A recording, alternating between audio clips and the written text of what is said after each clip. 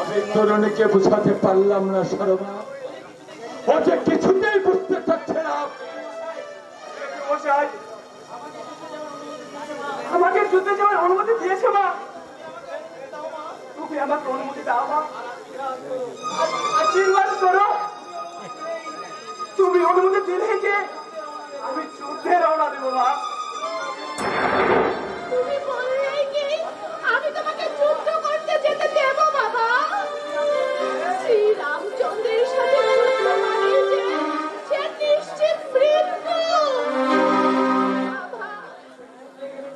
যুদ্ধে গেলে যে তুমি আর আমার কোলে ফিরে আসবে না বাবা। রাম হলো ওটি তীক্ষ্ণ ধারালো তলোয়ার, আর তুমি তো তার সামনে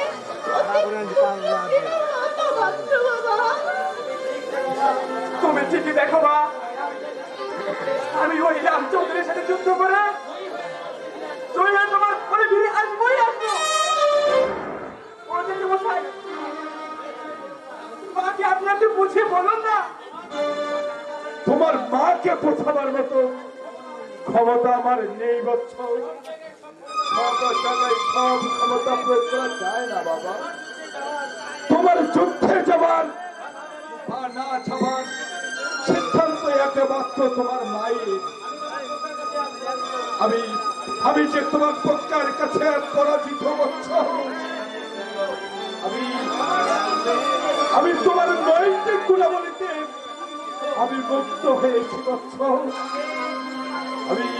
আমি বেশ বুঝতে পারছি ভ্রমণের আকাশের নামক কাছে ছিটকে পড়া এক নক্ষত্র তুমি।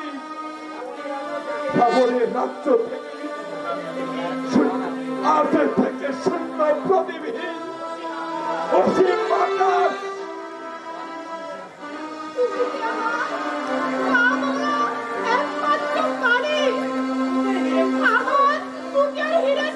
বাবা এই রাজপুরী একমাত্র উজ্জ্বল নক্ষত্র। তুমি জানো না বাবা, এই লঙ্কা থেকে যেই রামের সাথে একবার যুদ্ধে গিয়েছে সে আর এই রাজ্যে ফিরে আসেনি বাবা, সে আর এই রাজ্যে ফিরে আসেনি। তাই আমি তো আর জেনে বুঝে তোমাকে যুদ্ধে পাঠাতে পারি না বাবা।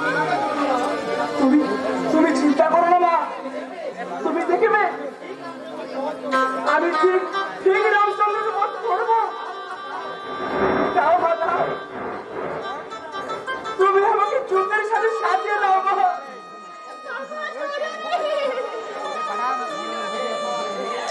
হ্যাঁ মা হ্যাঁ, আমাকে তাড়াতে তোমার মেয়েটাকে সাজিয়ে দাও।